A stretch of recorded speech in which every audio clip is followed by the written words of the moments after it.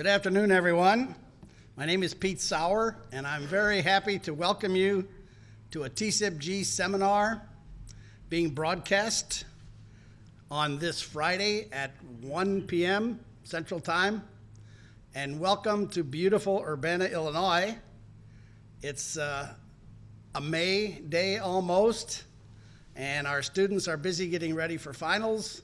But we're going to continue this TCIPG seminar one more time before the summer comes around.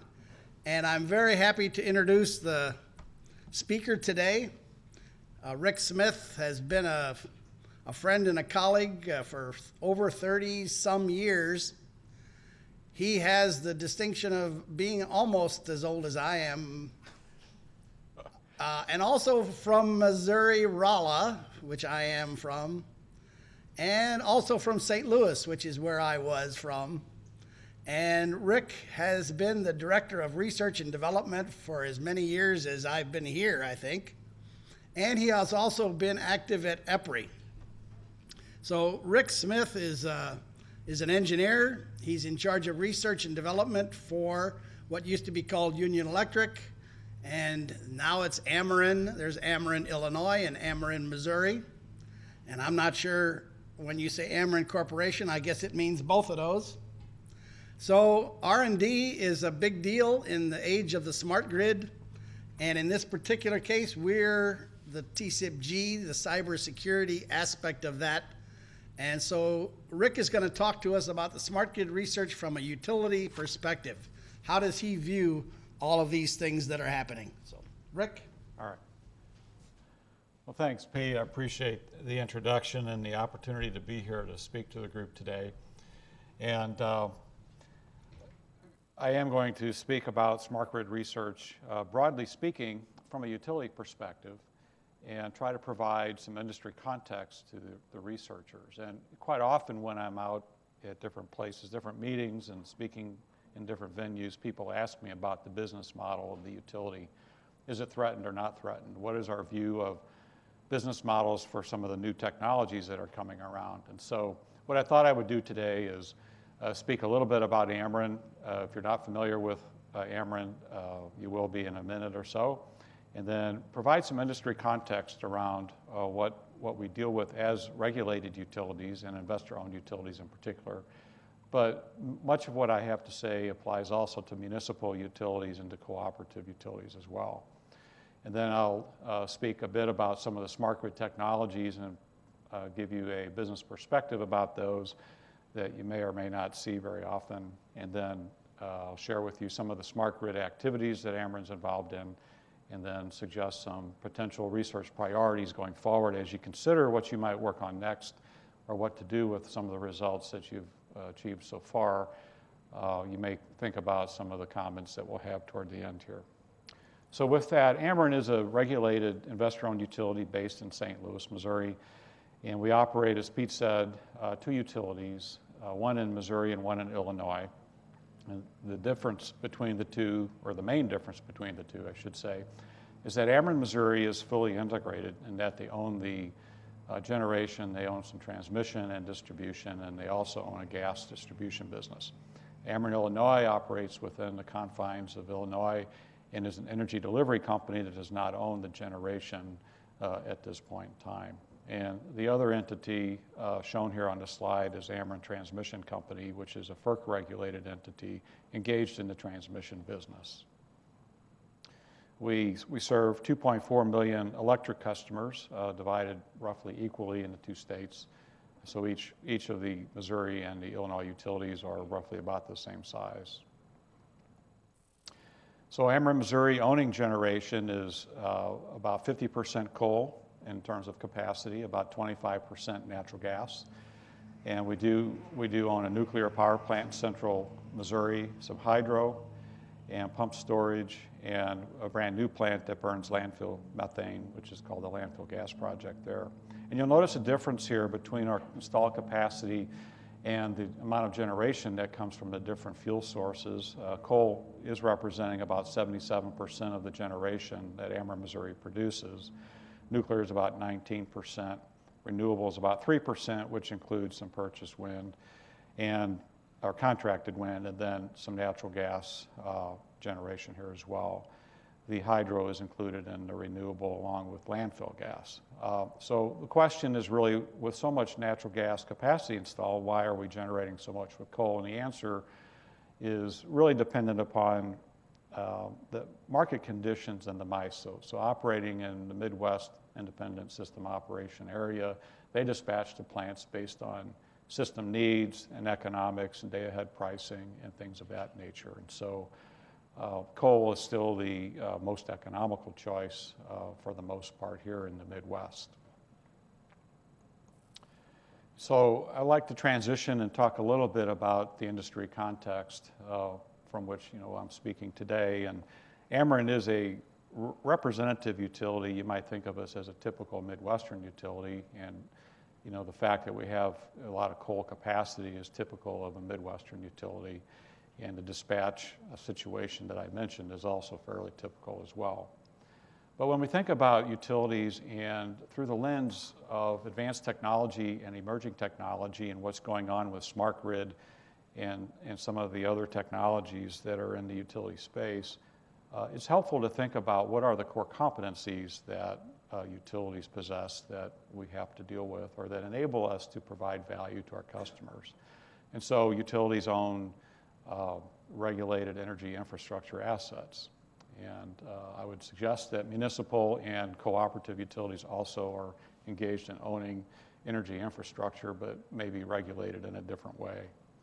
We engage in large-scale operations of utility-scale systems. And so we operate the power plants, the transmission, the distribution, and the dispatch in some cases. And in our case, we're dispatched by the MISO. We engage in asset management, so we have to manage the assets we have, maintain it, invest in it to keep it running, whatever the asset is. Capital management is very important. It's one of our core competencies. Our ability to raise and deploy capital in an efficient manner is very important to the conduct of our business. And then we're also the large-scale system integrator. So when you think about tying it all together, it's our responsibility as utilities to take all the piece parts and make it all come together and work properly in a reliable and cost-effective manner, on behalf of our customers. And we need to keep in focus the idea of cost-effectiveness while we talk about new technology and deploying the next best thing and whether or not it's going to make sense for the customer. And so some key utility drivers are listed here. We spent a lot of time in the industry, spending a lot of time looking at what are the drivers of the business today and how are they affecting us and the issues that we have to contend with and cope with in our business. And on the left-hand side of the chart would be the 7 key drivers that we've identified. And of course, returning a fair return into the capital markets and to our shareholders is one of the drivers that drives our decision making. Economic growth is something that affects utilities in a major way, and one thing that we've been observing in the last few years is that the relationship between energy demand growth, electricity demand growth, and economic growth has not sustained like it once did. So in other words, it used to be a much closer tie between economic growth and demand growth for electricity, and through measures like energy efficiency and different uses for electricity, we don't see that tie quite as strongly anymore. So while there may be some economic growth, it's not the key driver that it once was. Environmental regulations are very important in our industry, especially when we own generation that burns fossil fuels.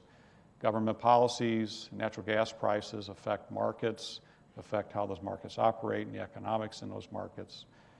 Reliability is a concern, and then technology advancement is driving, as you all know, being involved in the cybersecurity and the smart grid research area, the technologies are changing rapidly, and that presents some challenges for the utilities as well. And on the right-hand side of the slide, basically are the issues that we're managing, like dealing with our view of what is the customer of the future going to look like, and what will our customers be demanding over a long period of time? What will they want in 5, 10, 20 years from now? Climate and environmental policy is something we're heavily engaged in at Ameren, and other utilities that have generation are also as well.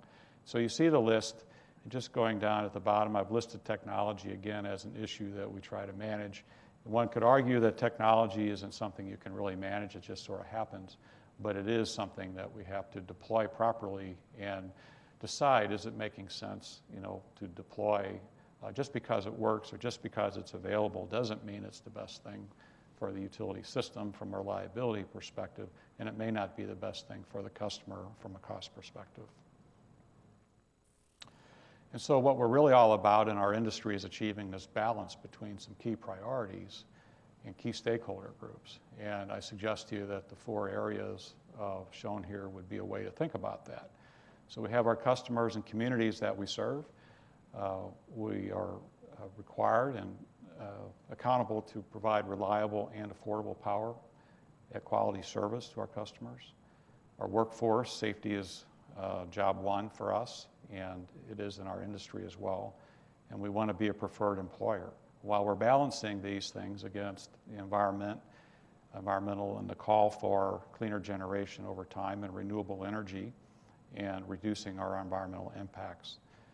And at the same time we do all of this, we have to provide predictable returns and a fair return to our shareholders.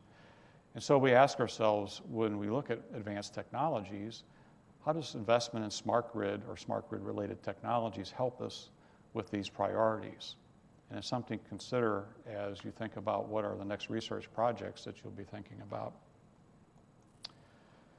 And so to that point, we'll talk a little bit here about some of the technologies that we see and what might or might not be transformative to us. And so you've heard a lot of talk out there about threat to the utility business model from distributed generation or threat to the utility business model from something else.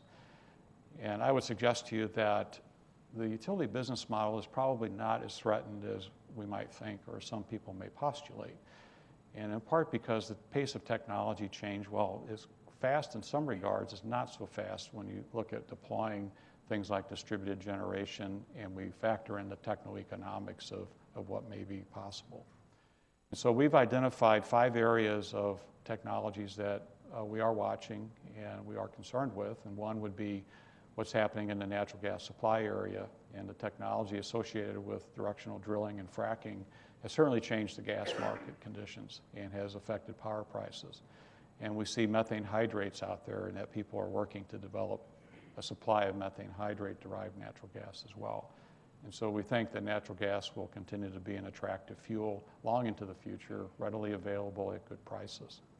Small modular nuclear reactors are out there. It's a technology of interest for the industry, which could be helpful over the long term, but it's probably going to be applied more on the central station system model than it would be in a distributed way. So we boil all this down to 3 areas of technology that could be transformative to the grid from our perspective over a long period of time. And one would be distributed generation of all kinds. So you have solar, photovoltaics are very popular these days. Batteries and small-scale energy storage systems, would help promote solar potentially and other types of systems and customer-related systems. And then small-scale natural gas fuel devices, perhaps fuel cells someday will be economic, or microturbines or other types of generation. Microgrids and net zero energy buildings are technologies we're watching and wondering about, and I'll talk a little bit more about microgrids in particular a little bit later in the presentation. And then Moore's Law is alive and well. And so we see advanced computing continuing to evolve, and the methods and the analytics associated with large volumes of data are more manageable today. And so that technology, combined with some other technologies, potentially will be transformative over the long term. And so this slide is courtesy of EPRI. As you know, as Pete said, we're involved with EPRI and have been a long-standing member of EPRI. And this slide basically depicts the traditional utility grid system, if you will, where we have large amounts of central station generation here shown on the left, the transmission system depicted by the steel towers here with bulk substations, and then power delivery one way to our customers. The whole system was designed with this model in mind. So we have a one-way power flow situation here, and everything that we've done until recently has been modeled after this type of a power flow. And so when we think about all the new technologies that are in play and that are being developed, and a lot of the data communications technologies that some of you are working on, along with the algorithms and software to go with, we see the potential for this two-way power flow model. So we see, say a bi-directional possibility here with the solar cells on the roofs. We see customers managing their energy in a different way through some kind of interactive methodology with the grid. We see plug-in cars, see automation depicted here. We've got storage, we've got bulk solar, cleaner generation coming in here, and all the data communications devices depicted in this way. And so we have to ask ourselves, is this really going to happen or not? And if so, over what period of time, and which of these technologies will really make sense as things play out? And the view of this is a more resilient and dynamic grid in the future with more interactivity with distributed devices and distributed resources and customer needs and wants. And we need to think about what the cost impacts are, as I've said a couple times. And the way we look at that is by thinking about grid parity. You may see a lot of information, people talking about grid parity, and the way we would define that is in this way. The average residential electricity price is shown on this chart, and you can see kind of a wide range. We've got some higher cost cities and areas, and then the Midwest is depicted over here, and Ameren's about a 10 or 11 cent blended rate.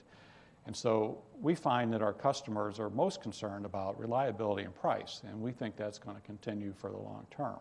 So while some customers may be early adopters of the next technology related to energy, and they may want in-home displays and want fuel cells or something in their basement, their overarching issues will always remain price and reliability. And we suggest that would be a correct view as you think about what you're doing. And so we ask, which technologies will achieve this grid parity, which means they're cost competitive to the price that they're paying off the grid. And you've heard people say that, distributed generation adds a lot of value to the grid. And while there could be value derived from distributed generation, we would postulate as well that the grid is adding a lot of value to the distributed generation. And so that grid connection value is something that we need to do something about. We need to define that better. We need to ask researchers to consider that as you develop your ideas and technologies around grid automation. And here's another example of the grid parity idea. This is something Rocky Mountain Institute has recently published, and this is an estimate of photovoltaics combined with batteries and how that might look over the long term, and try to depict a picture of when grid parity may occur. And so what you see here, get the pointer, this light green curve is a Louisville, Kentucky electricity price, levelized cost of electricity curve for commercial application. And then these are the technology cost curves for PV plus batteries. And in their estimation, by this chart, you can see that grid parity may be achieved maybe by 2046 or in 30 years or so. And that's a long way off. Other markets, though, Hawaii, New York, California, where prices tend to be higher for electric today, you may see grid parity achievable in a shorter time period. And on the residential side, you can see the curves are such that maybe in a few jurisdictions there could be some grid parity possibility here in a reasonable period of time. But in our example of the Midwest or the Louisville, Kentucky location, it never achieves grid parity. And so in our industry, we're scratching our heads about this, and it's like, what information is really right, and how should we really view this over time? Is this type of technology combination really going to matter? And will there be a convergence between the technologies and customer needs and want in such a way that this would actually get traction and be deployed? And so we come back to the vision of a smart grid with two-way power flow and smart devices and renewable energy, and just have to ask, is it really making sense? And how many of these technologies will actually achieve that point where it makes sense to deploy them in a cost-effective way? So again, there's just an avalanche of perspectives on this that's out there, and there's many publications and newsletters, and we sort through all of this and left with a lot of questions. And I'd suggest that the research around smart grid needs to be addressing these business questions in order to get utility acceptance and public acceptance and policymaker acceptance. And so, we do know that technology is changing, and that would be a hard trend that's pretty easy, I think, to wrap our arms around, to say that over time, technologies are going to be changing and they're going to be improving, and people are out there making that happen. And it's happening with and without utilities in both ways. And our question is, which ones are going to matter at a scale that we can leverage and take advantage of, or that will help our customers. And there is a convergence of the information and operation technology. So when you think about what we're really doing with smart grid, is we're taking an established operating system and we're overlaying an IT architecture on it with data communications in a cyber secure way. And so which component technologies are really important to us will depend on how that architecture evolves over time. And it's a little bit different way of thinking about the grid. And we do hear this call for cleaner generation, and so we ask, is there a way to leverage the smart grid technologies to provide a good way to deploy more clean generation like photovoltaics, low inertia generation, and so forth. And so some of the key business questions: will cost decline enough?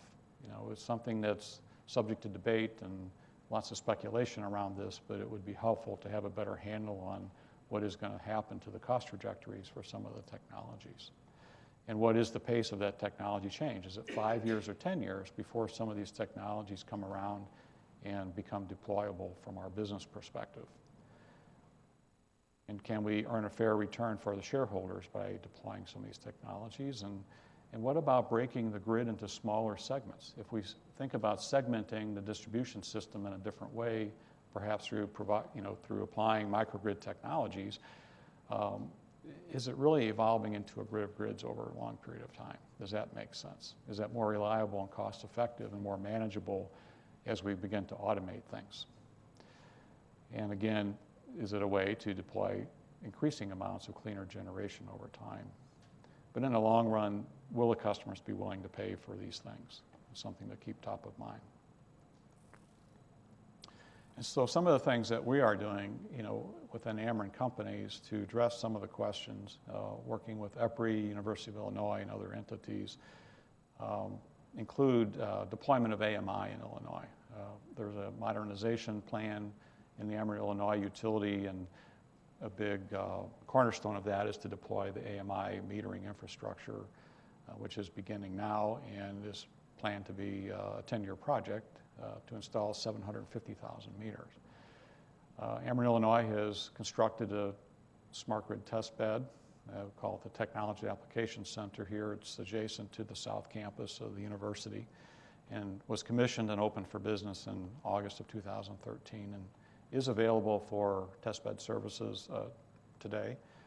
And I'll provide some contact information to you for the manager of that testbed that you could talk to if you're interested in finding out more about what they can do and what you might like to do there yourself.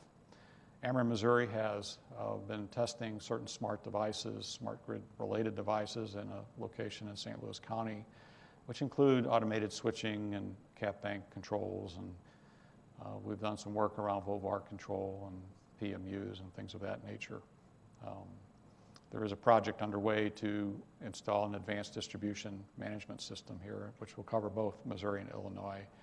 We've been exploring plug-in vehicle programs and charging station performance and things of that nature. And Ameren, Illinois actually conducted a conservation voltage reduction project in concert with EPRI here, and that's been documented in an EPRI report. So a little bit more about the Technology Application Center. You can see that it's fed from a 69 kV feeder circuit off of one of the substations in Champaign, and consists of a 69 kV test bay, and we have a 12 kV test bay, and then they've installed some 7,200 volt pad-mounted transformers at the site as well. And so they can offer various levels of voltage for testing devices and systems, and as well as some things inside the control building here, which I'll show you next. So you can see they've got a metering bank. There's some smart appliances. They're able to program the remote operation of these appliances and test some of the algorithms around that. as well as they've got some batteries and some other things here as well that you may be interested in. And some other smart grid related projects that we've been conducting. One is the CVR project, which has been documented, and that's depicted here in this chart. And we've been participating in the EPRI Smart Grid Demonstration Initiative over the last several years, a 5-year plan. EPRI's been following the various utility projects that have been funded through the federal stimulus program and other means, and we've been participating along with that. We've also done some end-use type pilot programs, and one I've decided to show you here would be the LED street lighting program. And you can see the lights here and this little robot and the person that operates the robot. It's a little car that runs up and down the street taking photometric data to judge the differences in an objective way between traditional street lights and the LED lights. And what we found from this pilot is that the LED lights, first of all, people like them. The lighting is good. Some of the local residents that drive this road all the time told us they didn't realize the lights had even been changed. They probably should have noticed the difference in color, but they didn't seem to notice that because they could see pretty well. And we also found that the efficiency of the LED lights, is breaking through the 90% range, and some are even better than that. And so we're concluding from some of this work is that, the biggest gains in energy efficiency on the distribution side is going to be the end use. Maybe that's stating the obvious, but the system is already fairly efficient. There's probably room for some improvement, but again, the low-hanging fruit for efficiency gains, and that's in the electrics business, is going to be on the end use applications like lighting and home appliances and things of that nature. So we've been working with Missouri University of Science and Technology to support development of a microgrid in the solar village there on the campus. And what you see here in the upper left would be 4 solar homes which were student designed and built for the solar decathlon competitions, which they've located here and installed permanently. And they have students and a family living in these houses. And we've been helping them configure this as a microgrid, and they have a battery system now donated by A123. It's a 60 kilowatt hour system, and we just recently installed the ClearEdge 5 kW fuel cell unit there with a thermal output as well. And they have a master controller and all the things that you're going to need for this. But the interesting thing about this is to test some of the questions that we're talking about here about, can a microgrid help us manage low inertia generation and balance with load in a better way than trying to have a dispersed amount of PV, say at substation locations, and just kind of manage it through the normal operating practices on the grid. We've also provided a fuel cell to Lewis and Clark Community College in Godfrey, Illinois, and they've installed theirs, and it's going to provide some hydronic heating to their swimming pool, indoor swimming pool, as well as power into their building there. We've been participating in some of the EPRI activities around fuel cells, like the Bloom Energy demonstration, which is a grid substation level 3 megawatt system installed at Delmarva. And you can see they have this concept for a new model, and of course they're banking on fuel cell technology, working for the customers and improving performance and reliability for them through local generation. And so with that as a backdrop, as we think about smart grid technologies and the attendant software and cyber systems, what is enabled today is listed here on the slide, and you can see that there is a certain amount of sensing technology that we feel is ready for deployment, which we are in the industry is moving forward with in some cases. And you can see in terms of automation, AMI is one of the big things where we can read meters remotely, connect and disconnect, read voltage, perhaps improve our theft detection methodologies and all that through the functionalities associated with AMI. Some applications that are in progress right now that we think are enabled already would be CVR. Perhaps we could use some help in how to identify the best circuits to apply CVR. How do you prioritize the circuits we have to apply this in the best places to get the best bang for the buck, so to speak?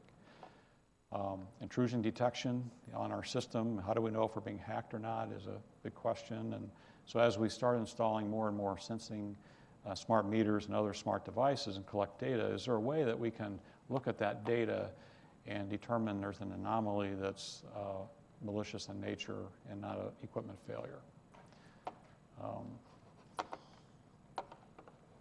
And we do see a certain amount of distributed generation on our system already. Distributed generation is really not a new phenomenon. The technologies today are probably changing on us, but in terms of what the generation looks like. But we do have a certain amount of diesel and other types of generation out there already on customer sites. So needed technology improvements. Some suggestions here for you all to consider. We need a standards-based way of communicating between all these different devices. The standards approach is really going to be important to our industry over time, and there's quite a bit of conversation about that today. A common information model would be needed. Common standards, common information model, and then of course everything needs to be trustworthy and cyber secure. We need to know that the data is right, that it's correct, that it's actionable, and that it's not artificial or anomalous because of some malicious activity. And so in terms of automation and time, advanced algorithms for control, taking data, turning it into actionable uses with benefits needs to be developed and needs to be promoted and furthered. Again, we think there's a need for control and automation of greater levels of penetration of distributed generation and storage over time. How do we maintain, power quality and balanced load and generation when there's not much inertia out there and it's at lower voltages than what we're used to? It's kind of a key question for us right now.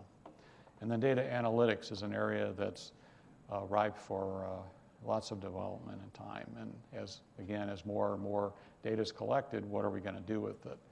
And how can we gain business value from it? And one of the ideas we have is a health of a system model.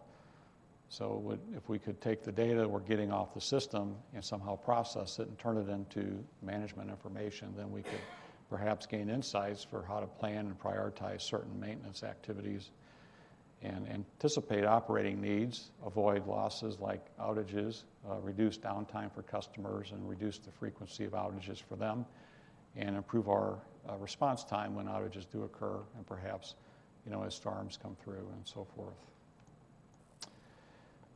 So some additional research priorities that we have in mind would be exploring further this idea of value of the grid-connected services. EPRI has begun to explore this, and they've published a report that's available to the public on EPRI.com. It's called The Integrated Grid. So it's the start of a good piece of work that is going to be very valuable to everyone, I think. And it really says, how are we valuing that grid today? The hype around being off-grid and having microgrids and standalone needs to be vetted more carefully because it may or may not be the right thing to do, but we think that the grid itself is adding a lot of value that's not captured today, and we need to study that further.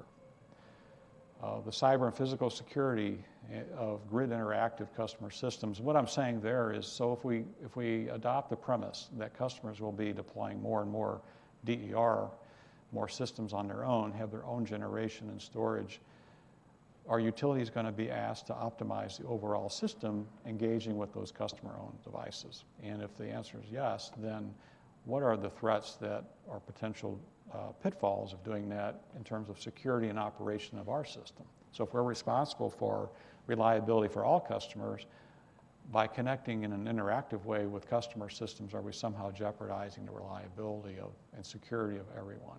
And so that needs to be studied. It needs to be vetted more carefully.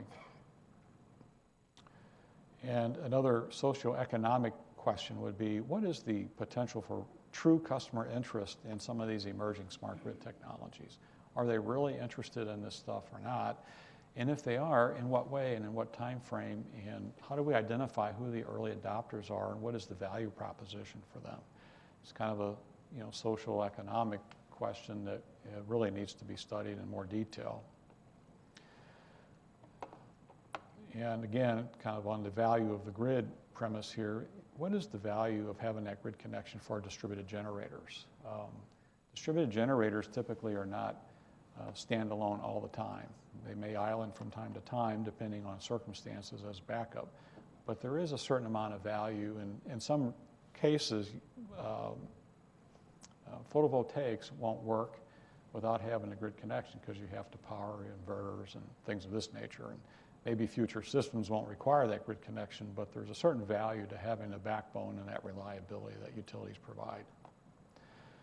And then the techno-economics of the small-scale, cleaner generation that's connected. You know, what does that really look like?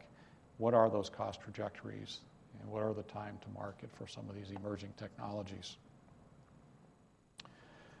And then on the communication side, so what is the optimal communications approach? Is it fiber, wireless? What is the long-term view of this over a long period of time as we deploy more and more smart equipment out there and take more and more bandwidth for communications? What's the right way to do that long-term? Should we be making investments today in systems that might be limited in 10 years? How do we view that? How do we get our arms around that? And can you all help us with that as an industry, so to speak? And again, standards-based approaches are really required, to make sense for the industry for the long term. In terms of some of the automation opportunities that we see would be fault location and self-healing. We've heard some talk about this, the potential for that, but how do we really make that work? How do we know where that fault really is located, and can we take that technical information and somehow turn it into a crew dispatch decision by management? How do we do that? How do we do that well? And then again, with distributed resources, if there is going to be increasing penetration of distributed resources, how do we manage that over time and make decisions today for the systems we're putting in place that will last and serve our customers for a long period of time? And then on microgrids, there's been so much talk about microgrids and a lot of investment and research around microgrids that we would ask, what is the underlying theory of the microgrid? And is there a way to think about this that's scalable that would help us then consider the possibility of applying that theory to segmenting the distribution system in a different way that would maybe enable enhanced automation and reliability and interoperability with customers? And so, we'd like to see more around that from a utility perspective versus some of the traditional research for microgrids has been more around the islanding and standalone and serving remote markets potentially. And so from all of this, what I think we're concluding across the industry, I don't think it's just Ameren, but it's really the system that's mattering. It's going to matter even more in the future. So if we think about, again, this convergence of technology with customer needs and wants and some of the desires for cleaner generation, it's that system that is going to matter and that architecture. The convergence of IT and ICT and OT all together to create that system. And so the component technologies may not matter quite as much as some people are saying they do. If the system is the most important thing, maybe it doesn't really matter what form the distributed generation takes. If it's distributed generation, perhaps that's how we classify it. How it operates, of course, would be different from technology to technology. But when you think about an architecture overlaying the system, it doesn't really matter as much, what that technology looks like. We do think that, as I said before, technology will continue to advance over time, and that isn't abating at all and probably won't in the future. And so efficiency improvement opportunities lie mostly in the end use and customer interaction with the grid. And we would like to see all the smart grid research somehow address the business questions as well as the technical questions that you all deal with. And so with that, here's some contact info. If you're interested in doing some work at the Technology Application Center, Rod Hilburn is the manager of the facility, and here's his contact info. I'll leave that up for just a moment if you want to copy that down. And with that, I guess we have time for some questions.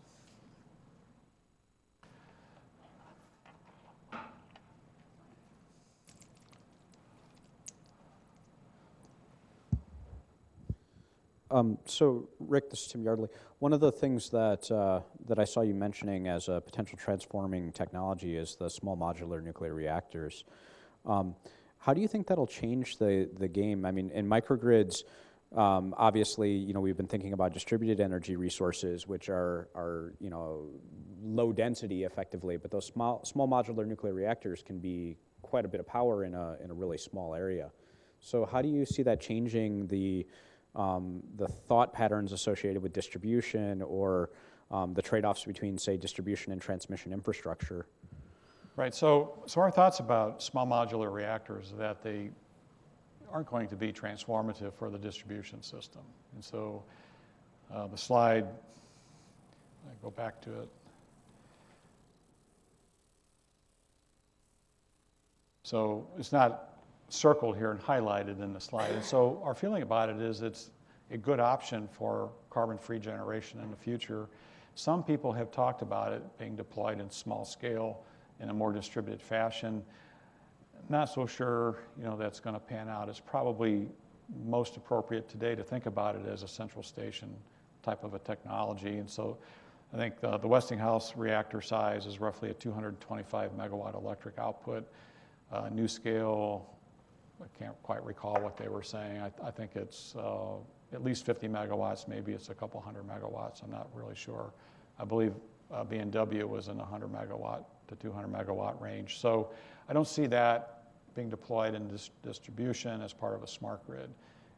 It's probably more deployed as central station as part of a future grid that's more carbon friendly. Okay. Go ahead.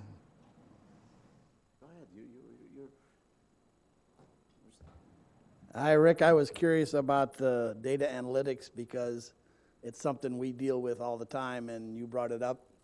And I know of some companies that are starting up dealing with that data. And there is so much of it, and it is so interesting and potentially useful for both sides of the meter. The companies are interested in it because it could make money for them. The consumers are interested in it because it could save money for them.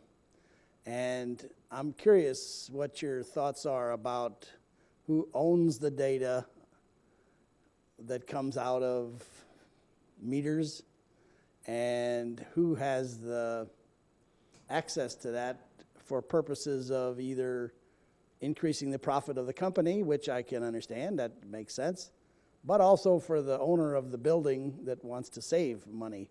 And do they both have access, or how do you think that should be done? Or maybe there are no rules.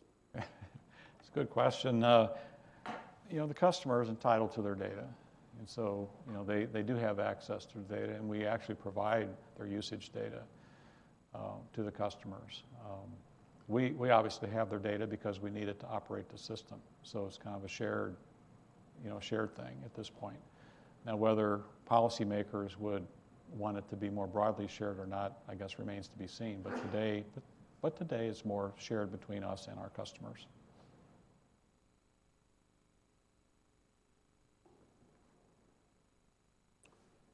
Hi, Rick. My question is about the integrated grid and in terms of getting that value out, because I don't necessarily see this as a technical issue. I see it as a regulatory issue. From the point of view that you may not be able to convince FERC to be able to get all the money out of the transmission system because it's so heavily regulated. But at the same time, it can pose, of course, a vulnerability to the system whereby people think that they can leave it.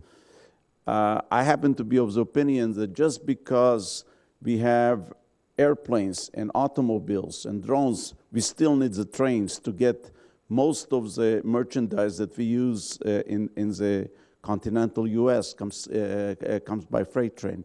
So I think I don't see it as a big danger, but I do see it as a big challenge in terms of how to get that value represented in terms of the revenues.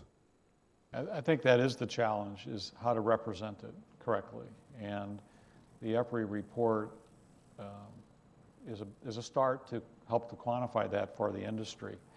So when you look at this model or this vision for smart grid, the integrated piece of this is all of these devices with customer interaction have to all work together reliably in a cost-effective way.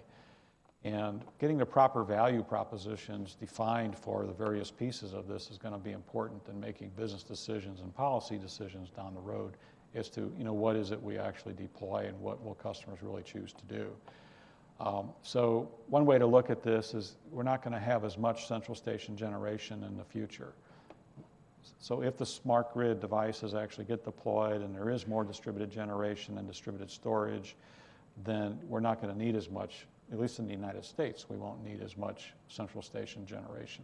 Now in other places that are really growing by leaps and bounds, perhaps they will. But here, probably over time, we'll see more old power plants retire, and perhaps it's compensated on the system by installing distributed generation and energy efficiency measures. But I think you're absolutely right. It's a very difficult challenge to sort of quantify the right metrics or in the right way, the dollar value of the different pieces to start making some of these decisions. Prosper Panompalvi. I'm a power research engineer here at the University of Illinois. My point of interest is about the Technology Application Center. If I ask myself the question why this center is at Research Park, University of Illinois, I can answer is for working with us, I believe. So I have had the opportunity to visit this center a number of times. If today you have been asked on a scale of 1 to 10 to give a value about this collaboration with the University of Illinois, what will be your appreciation? My question is, visiting this center, I saw that it's a big investment, like in the protection of the power grid. So I had this idea to work with a student coming to your place, teach them how to do really protection of the power grid. But it's challenging. Can you tell us what is the problem and how this can be done easy? Because by coming there, we will be able to learn more. Thank you. Not sure I understand what you're really asking. Talking about protection. Yeah, I'm asking about the collaboration between the Application Technology Center and us. We want really to work with the center. I'm a power research, I like protection, but what I should be doing, if you have an answer for me. Okay. Yeah, would you like, so one of my colleagues, Don Voorhees, if you'd like to come to one of the microphones. Don is actually working at the center, and he's one of the key researchers over there. So. Yeah. Recently, I talked to our HR department about internships and having students from the university come over, and I've been talking to Professor Sowers about this, about doing some work at the application center. We've got the green light. I'm still trying to work through the details and seeing how we can make this work between both of us. Naturally, it is a energized substation. It's live voltages, so we do have safety concerns when it comes to the relay testing, I believe, is probably what you're looking to do. But we're open to do that. I think it's something we're trying to move towards that direction to get more student interaction there at the center itself. Okay, so you're saying that we're on a path to try to enable having students work at the center on projects? Right. I talked to our HR department, and it looks like I got the green light. It just depends on how we go about doing it. It's either an internship or a cost share type with the students or what have you. Yes. We have a question from online. How soon do you anticipate an impact from distributed generation on your utility? Well, we're seeing some customers in Missouri participating in the rebate programs for solar. There are some customers that just want to have it, and so it's part of their business strategy or their philosophy of doing business to have some photovoltaics. And so I'd say it's been small in terms of megawatts or kilowatts, kind of nibbling around the edges. So we're seeing that already. In terms of more widespread adoption of these technologies, the big barrier today is cost. We're a reasonably priced utility, and so customers are balancing the cost of the panels and the trouble of installing it against what they're paying, buying power from us today. So it's really hard to predict if that'll change and over what time period. It really, I think, depends on what's happening with the cost of the installed PV. If we look at some estimates out there, we could see a bigger impact in 5 to 10 years, just sort of speculating about that. But I think it's a ways off in the Midwest, to be honest. So Rick, another question for you. Slide 25 of yours, you mentioned on the data analytics aspects, something that really stood out to me, which is providing a health of the system model. So that's a very proactive look at either trust of the system or cybersecurity versus more of the compliance and reactive look that you see today. Can you elaborate a bit on your thoughts on that proactive model and how you see that informing the regulatory improvements and what effectively you see as the bottom line mapping to business associated with being proactive there? Okay. So it's about reliability, it's about avoiding outages, improving customer satisfaction, and being more cost effective over time and deploying our money in the right places at the right time. And so that's kind of the high level way to answer the question. And if we can do those things, we'll see customers respond favorably because they'll be down less, we'll have fewer outages, and they'll be shorter duration. And when storms blow through, perhaps we'll restore more quickly. So that's the value proposition, in summary level. And if we do those things well, then the regulatory bodies will notice that. I believe every jurisdiction will notice that if utilities do this. Sure. So just a quick clarification. In terms of reliability and in terms of operating efficiency, of course that makes sense. But to make that same argument in the trustworthiness or cybersecurity aspect is a bit different because you're protecting against something that isn't necessarily inevitable, which is an attack, versus a maintenance failure, which is something that's inevitable, or planning against Mother Nature or whatever it may be. And that unknown is the case that many utilities don't tend to funnel money towards. So it's nice to see Ameren having a perspective of looking at that, particularly in the cybersecurity context, but that's a bit harder of a sell sometimes up through the rate case and other aspects.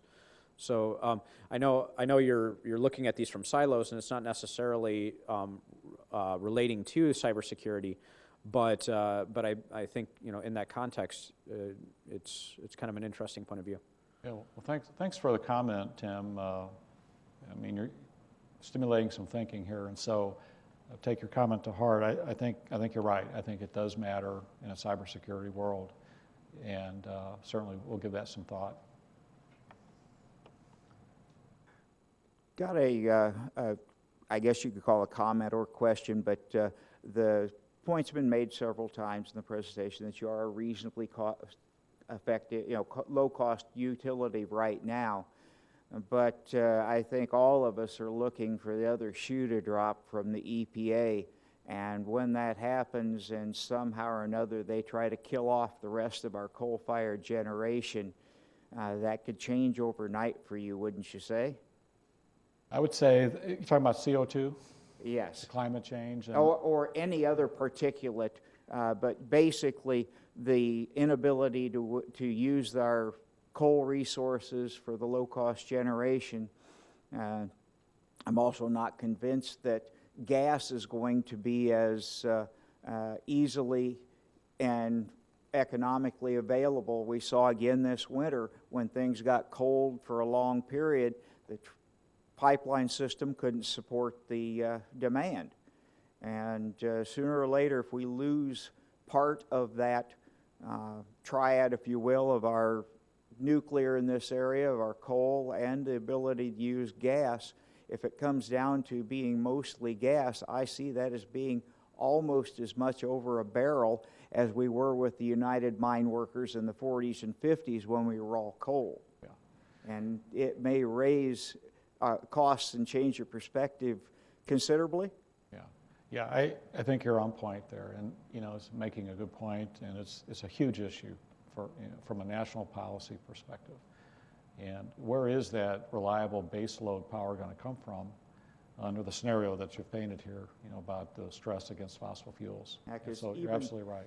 Even the way that we're achieving our gas cost right now with the fracturing, if you look into that a little deeper than most people do, you find that 3 to 5 million gallons of free good water is made potentially unusable every time they frack a well, and they have to do that in 10 years probably 5 times. Yeah, so there are many challenges in our business trying to provide that reliable power, absolutely. Yes. No question. Thank you. Another question from online. Do you penalize customers for distributed generation? No. That one was easy. So another question on the distributed generation front. So there's the 20% by 2020 initiative, and how do you feel about that in relation to need for technology improvements to integrate these distributed resources in a way that the utilities can actually benefit from and rely on them in some way in relation to your control strategies? So it's an integration question. How do we integrate them reliably? Yeah. Is that basically it? Well, it's a good question. It may depend on the state of the system and the degree of automation that's deployed between now and then. That's a long way off. And it may also depend on the technologies of concern that we're talking about. If we're talking photovoltaics in mass, where there's lots and lots of it, and it's all on the low voltage side of the business, then we probably have a balancing issue of some kind. And I don't think we have the technology answer to how we do that well and maintain power quality. And I think that's a need that we have to work on as an industry. So. Speaking of the power quality thing, do you foresee a change in rate basis or in how electricity is charged moving forward in relation to power quality? So, for instance, commercial entities are charged based on power factor today, and the power factor sort of aspects are changing quite a bit as people move to these greener technologies, for instance, fluorescence versus LED versus incandescent. Do you foresee that becoming a consumer charge basis in the future? I don't know. It's a good question. I think that people will look to the utilities to figure it out. And I don't know if they're going to care a whole lot about what we have to do. In terms of our customers, they'll just want us to, assure that whatever they want to do is going to work for them. And so we'll have to figure all that out. And at this point, it hasn't been a problem for us. So.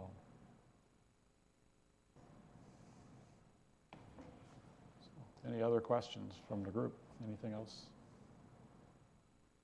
Well, thank you very much.